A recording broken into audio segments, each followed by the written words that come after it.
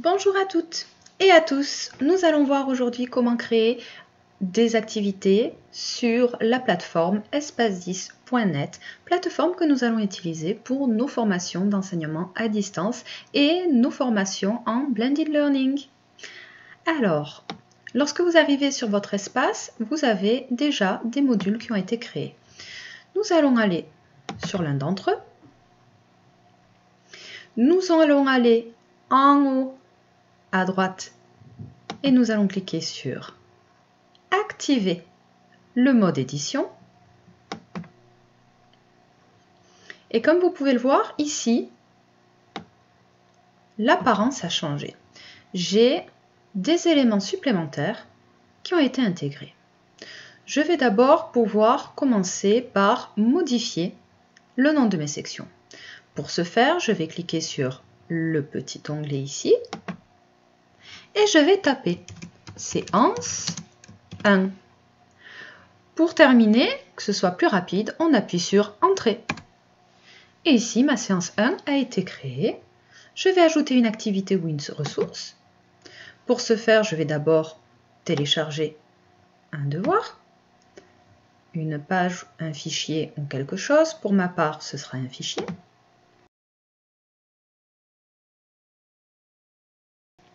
Le module fichier permet à l'enseignant de fournir un fichier comme ressource d'apprentissage dans un module. Lorsque c'est possible, le fichier est affiché dans la page du module. Sinon, les participants auront le choix de le télécharger. Bien entendu, il faudra faire très attention au format du fichier que l'on propose aux étudiants.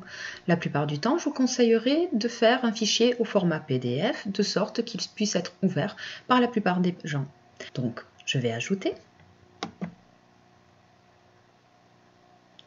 Et ici, un système de dépôt de fichiers, comme on les connaît, où il me suffit de remplir les champs. Cette première séance, disons que c'est la situation d'énonciation.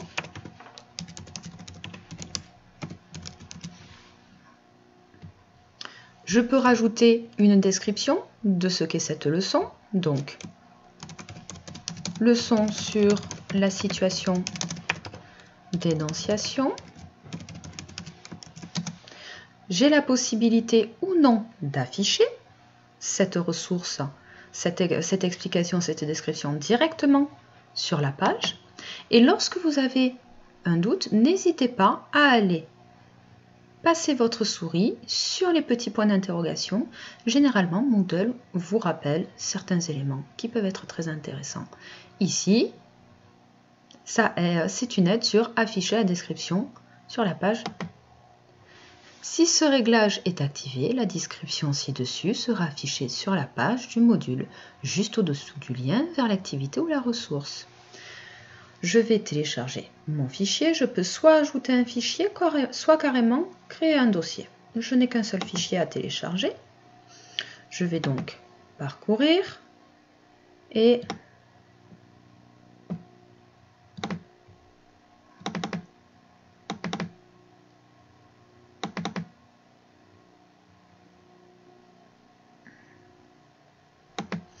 mettre mon document au format Word parce que je sais que mes collègues possèdent la même version de Word que moi. Donc, je laisse qui est l'auteur. Je peux choisir une licence.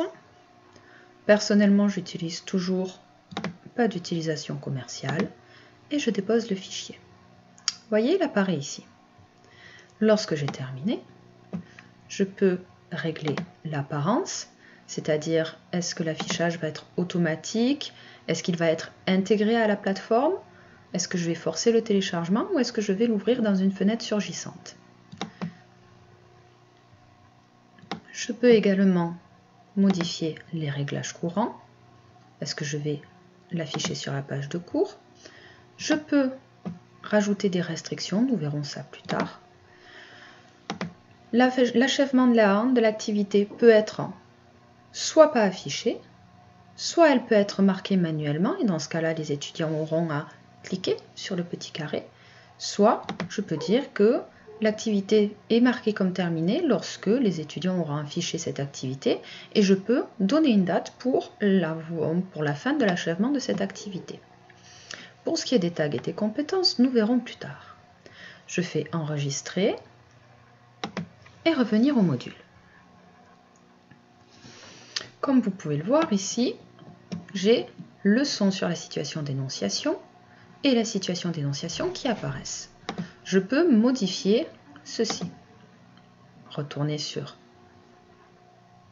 mon espace et dire que je ne veux pas afficher la description sur la page du module. J'enregistre et j'affiche.